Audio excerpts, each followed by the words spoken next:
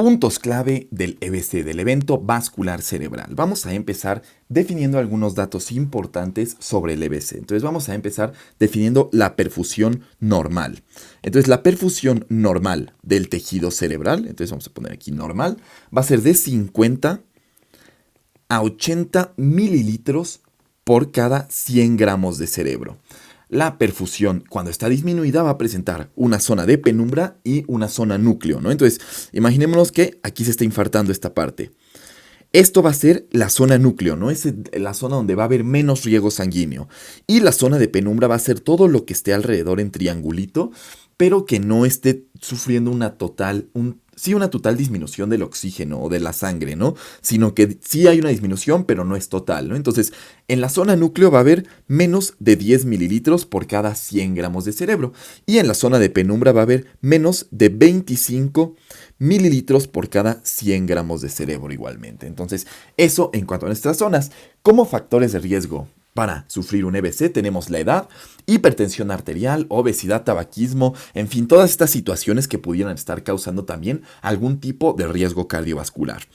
Etiología. Tenemos que la principal etiología, con un 87% de los EVC, va a ser isquémico, ¿no? Entonces, vamos a imaginarnos que las vocales van primero, ¿no? Entonces tenemos primero el isquémico y en segundo lugar vamos a tener el hemorrágico, pero recordar que el primer lugar va a ser el isquémico y el isquémico también va a tener como subetiologías, ¿no? Por decirlo de una forma. Entonces, la principal causa de evento vascular cerebral isquémico, que es el 87% de las veces, va a ser por un trombo, ¿no? Entonces, por un coágulo que se forma ahí mismo, en esas mismas arterias, relacionado obviamente con la ateroesclerosis.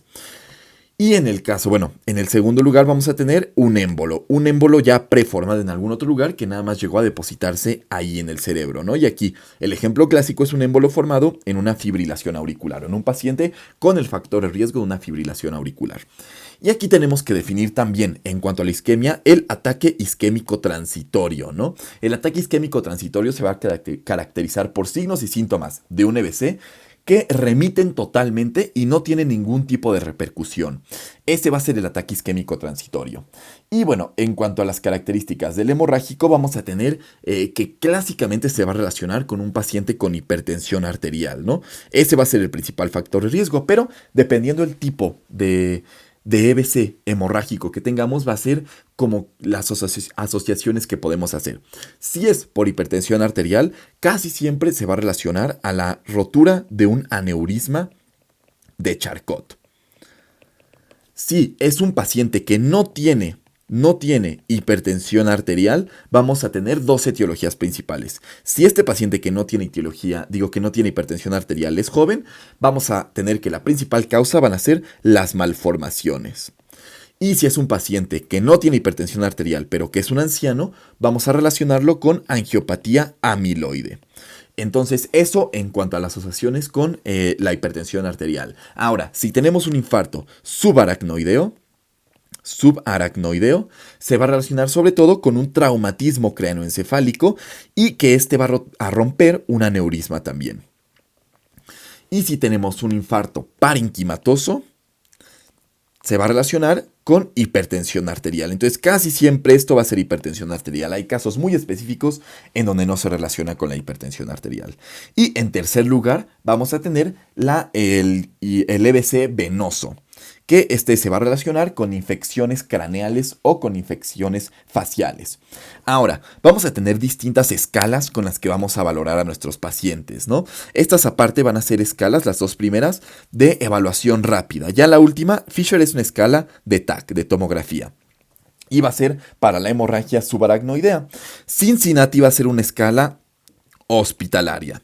Entonces aquí esto es con lo que nosotros lo vamos a evaluar en urgencias. Y FAST va a ser una escala prehospitalaria.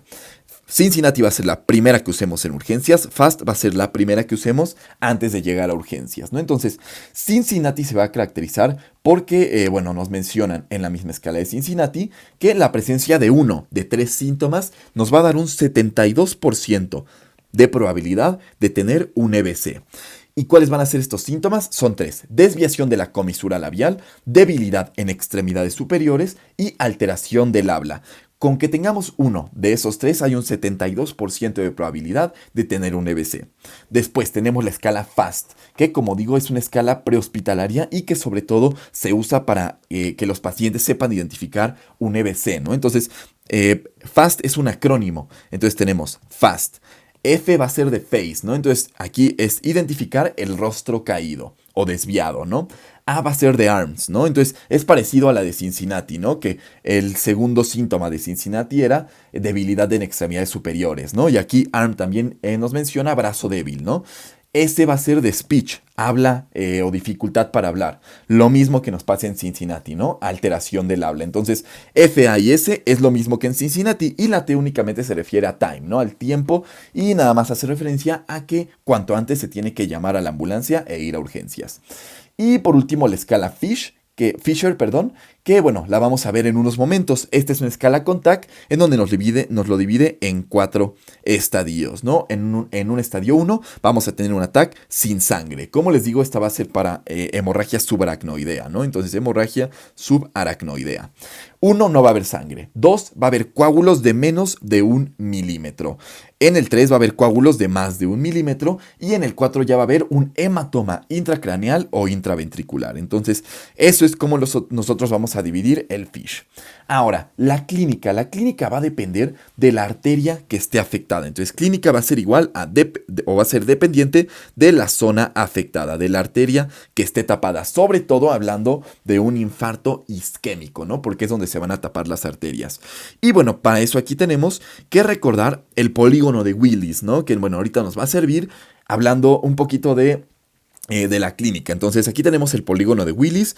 Estas van a ser nuestras carótidas. Entonces tenemos aquí las carótidas.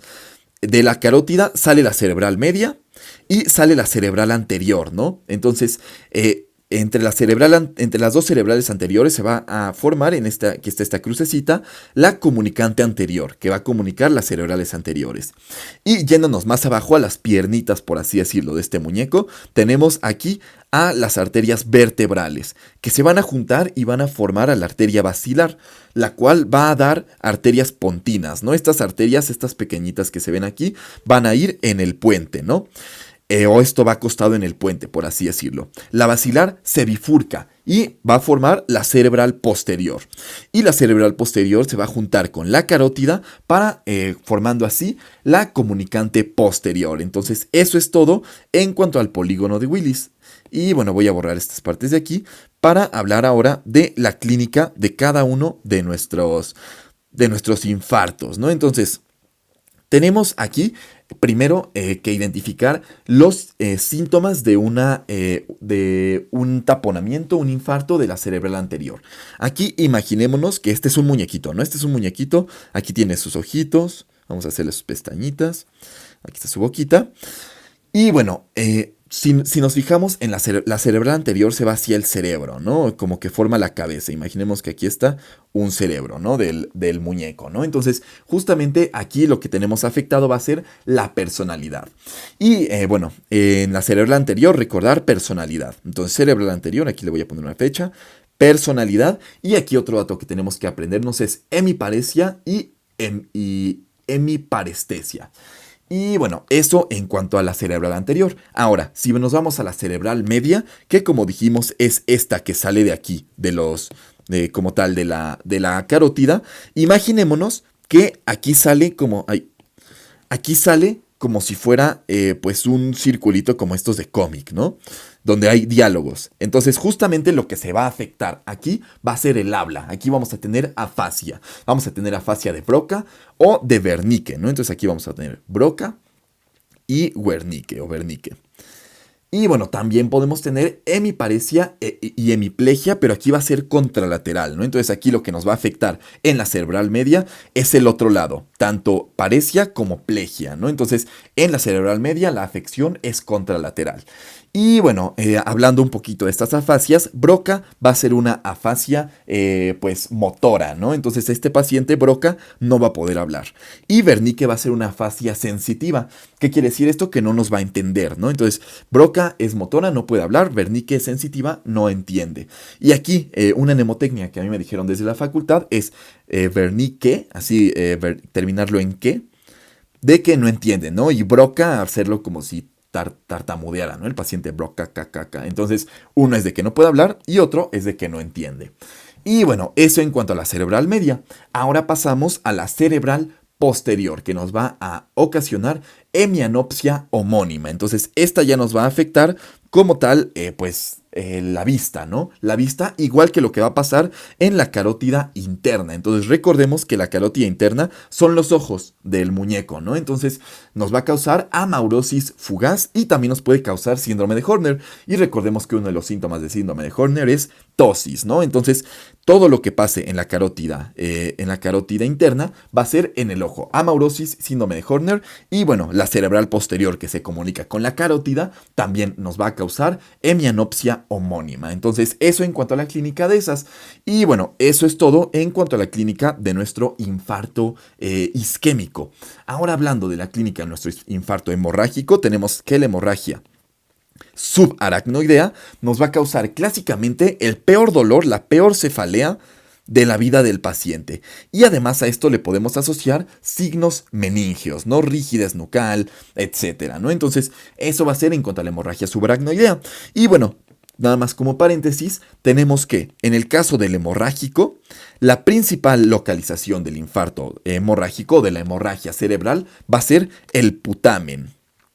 Y aquí el doctor García nos tiene una mnemotecnia muy buena, que es puta madre, derramé mi cerveza, ¿no? Entonces, puta de putamen, derramé de infarto hemorrágico y bueno, cerveza de cerebral, ¿no? Entonces, eso en cuanto a este ligero asterisco. El diagnóstico lo vamos a realizar con escalas y con imagen, ¿no? Entonces, vamos a tener primero que hacer una evaluación prehospitalaria. Entonces, hacemos evaluación prehospitalaria, ¿con qué dijimos? Sobre todo con FAST, ¿no? Entonces, hacemos FAST, podemos hacer Cincinnati o también escala de Los Ángeles, ¿no? Cincinnati nos va a servir sobre todo en hospital porque nos va a decir cuáles son los candidatos a terapia tromboembólica, ¿no? Pero bueno, prehospitalaria, no salgamos de prehospitalaria, casi siempre va a ser la FAST. Si identificamos el FAST, obviamente ya dijimos la T que va a ser de enviarlo a urgencias cuanto antes. Entonces pasamos al paso 2, que va a ser ya una evaluación en urgencias. Y en urgencias vamos a hacer obviamente primero el ABCD. Y además vamos a ver la clínica que tenga el paciente, ¿no? Si tiene una clínica de un infarto hemorrágico, de un infarto isquémico, etc. Entonces hacemos ABCD más clínica y vamos aquí a realizar también ciertas escalas. Vamos a hacer primero la escala de NIS. La escala de NIS nos va a servir también para ver si un paciente está muy, muy grave o no está nada grave, ¿no? Y esto va a ser importante en la terapia trombolítica, porque si el paciente está o muy grave o nada grave, no va a estar indicada la terapia trombolítica porque los riesgos no superan el beneficio, ¿no? Entonces, un NIS de más de 20 nos habla de que tenemos que hacer automáticamente una TAC. ¿Cómo va a ser esta TAC? TAC simple siempre, para no pasar medio de contraste y que este medio de contraste pueda dañar el parénquima cerebral. Entonces hacemos una TAC simple. Esta TAC, vamos a hacer aquí TAC. Y bueno, esta TAC la tenemos que realizar en 25 minutos desde que llegue el paciente y se tiene que interpretar en menos de 45 minutos. Eso por guía de práctica clínica. Y bueno, en esta TAC podemos realizar también ciertas escalas, como la escala Aspects. Entonces, Aspects. Y bueno, ¿qué más aquí? También podemos tener en signos de infarto hiperagudo en TAC, ¿no? Que no van a ser los signos clásicos. Entonces, si tenemos un infarto hiperagudo, que este se va a caracterizar por ser de menos de 6 horas, vamos a tener signo de la cuerda y edema cerebral. El signo de la cuerda va a ser la arteria cerebral media hiperdensa y el edema cerebral va a ser la desaparición de los surcos y cisuras en la tomografía. Y bueno, nada más aquí también un asterisco. En la hemorragia subaracnoidea, recordemos que es la peor cefalea y signos meningios, y en caso de no tener TAC, podemos hacer la prueba de los 3 tubos. Entonces, ¿por qué se caracteriza esta prueba? Por sacarle 3 tubos de líquido cefalorraquídeo al paciente, ¿no? Si solo el primero sale con contenido hemático, quiere decir que la sangre viene de la punción que nosotros hicimos, ¿no? Del trauma causado. Pero si los 3 tubos salen con sangre, quiere decir que hay hemorragia subaracnoidea, ¿no? Recordemos que el líquido cefalorraquídeo corre en la aracnoides, ¿no? En esta parte de las meninges. Entonces, es importante, justo aquí tenemos, por ejemplo, dura madre, aquí tenemos pía madre y aquí tenemos la aracnoides, ¿no? Y justo aquí es donde va a correr el líquido cefalorraquídeo y esta es la sangre, ¿no? Entonces, si nosotros picamos aquí y nos sale sangre, quiere decir que a lo mejor o pudo ser traumático o pudo ser pues una hemorragia subaracnoidea, ¿no? Pero si no deja de salir esa sangre, quiere decir que no está dejando de salir la hemorragia, ¿no? Y que la hemorragia está justamente en esta parte del aracnoides, ¿no? Entonces, importante esta parte también del diagnóstico únicamente en la hemorragia subaracnoidea.